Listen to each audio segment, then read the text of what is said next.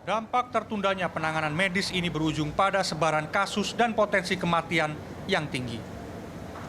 Ada beberapa faktor yang membuat pasien positif COVID-19 terlambat mendapatkan perawatan medis.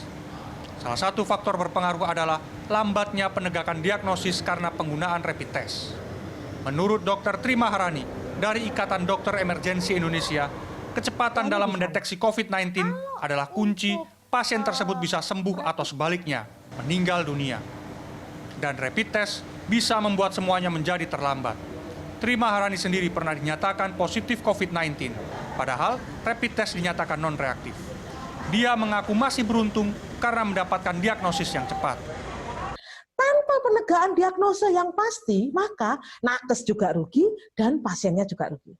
Nah, ini akan meningkatkan case fatalitas kalau ini dibuat makin panjang.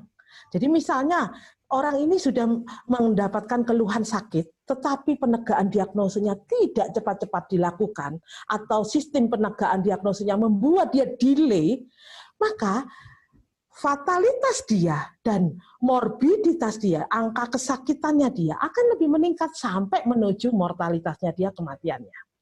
Kenapa? Karena kita tidak bisa mengambil keputusan untuk treatment dengan cepat. Saya dulu pendaki gunung.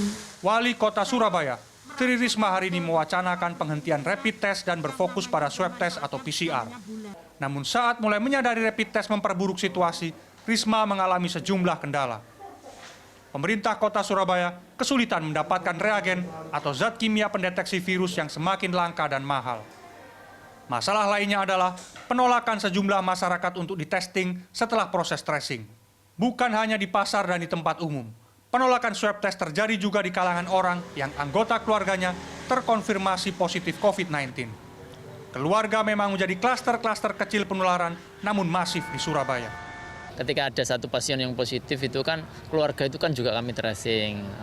Kadang terkendala bahwa mereka beralasan sehat atau apapun. Namun tim dari Pemkot Surabaya ini ya berusaha semaksimal mungkin untuk bisa tetap mereka dites.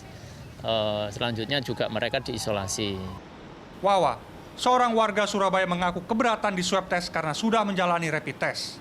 Padahal dia, istri dan 2 anaknya serumah dengan almarhum ibunya yang meninggal karena COVID-19 dan ayahnya yang terkonfirmasi positif juga. Hasil non-reaktif saat rapid test baginya sudah cukup membuktikan dia, istri dan 2 anaknya dalam kondisi sehat. Yang saya takutkan nanti setelah saya lakukan swab itu hasilnya positif, saya kebingungan karena bapak sendiri menjalani karantina dalam pengawasan Dinkes. Saya juga nggak minta kalau hasilnya positif saya dikarantina, kasihan anak saya gitu loh. Anak-anak saya nggak ada yang jaga gitu. Yang sudah tidak ada. Peneliti dari Lapor COVID-19, Irma Hidayana mengatakan narasi yang dibangun pemerintah membuat masyarakat salah mengartikan kondisi kesehatannya.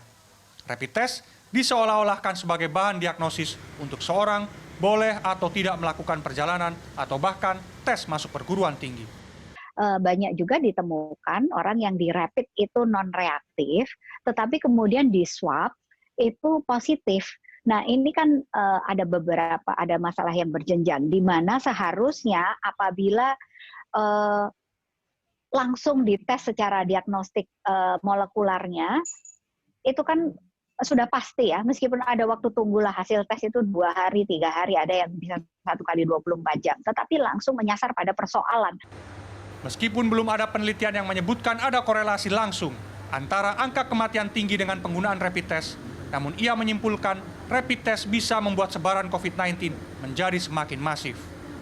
Ditambah dengan faktor lain seperti komorbid, kondisi ini akan meningkatkan fatalitas kasus bahkan sampai kematian, terutama ketika fasilitas kesehatan dalam kondisi overload.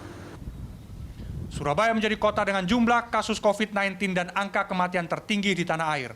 Sampai 2 Agustus, angka kematian yang terkonfirmasi positif dan yang berkaitan dengan COVID-19 total mencapai 1.571 jiwa. Sedangkan jumlah kasus kumulatif mencapai hampir 9.000 kasus. Tim Liputan, CNN Indonesia.